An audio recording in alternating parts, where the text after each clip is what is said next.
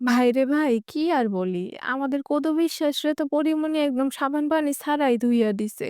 ওই যে ৬ মাসে ৬টা জামাই পরিবর্তন করে, হ্যাঁ সেই পরিমণি আপাই তো বিএনপি ৪৭তম প্রতিষ্ঠা বার্ষিকী অনুষ্ঠানে আমাদের কত বিশ্বাস বক্তব্য দেয়, আর এইটা দেখা আমাদের পরিমণি আপা বলে আগে ছিল ৬ মাস মুসলিম ৬ মাস হিন্দু, এখন হইলো গিয়া ৬ মাস আওয়ামী লীগ ৬ মাস হচ্ছে যে বিএনপি। সুবিধাবাদী কাকে বলে এটা কিন্তু দিদির না দেখলে বোঝাই যাইতো না।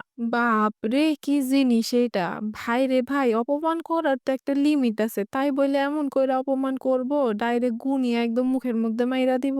না, না ভাই, এইটা ঠিক করে নাই। এটা কোনো কথা হইল? কিন্তু আমি অবশ্য এটা তীব্র সাধুবাদ ও ধন্যবাদ জানাই আমাদের পরি আপাকে। পরি আপা যদি কোনো ভালো কাজ করে থাকে তার সারা জীবনের মধ্যে এইটা হচ্ছে অন্যতম।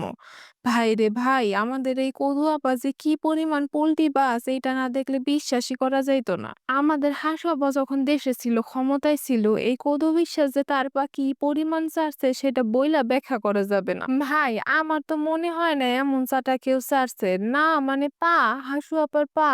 আপনারা আবার অন্য কিছু মনে কইরেন না। সে তো আবার একটা ইন্টারভিউতেও বলছে তার নাকি আইডল মমতাময়ী মা শেখ হাসিনা। শেখ হাসিনা পালায় যাওয়ার পর তো সেই সাথে সাথে পল্টি নিল আবার। আবার বিএনপি সমাবেশে যাওয়ার পর পাবলিক যখন তার একেলা বাস দিতেছিল তখন সে বলল শিল্পীদের নাকি কোনো দল হয় না, শিল্পীরা হচ্ছে সার্বজনীন।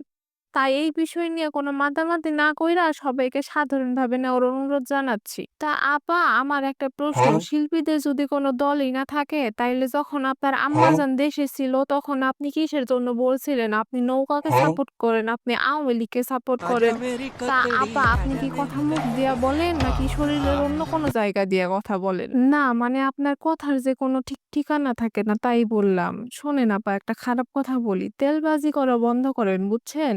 সময় থাকতে তেলবাজি করা বন্ধ কইরা দেন, না হইলে অসময়ে কাইন্দাও ছাড় পাবেন না। আচ্ছা, যাই হোক গা, আজকে আর বেশি কথা বলবো না। আপনারা আবার এইসব তেলবাজি থেকে দূরে থাইকেন। আজকে আমি আসি।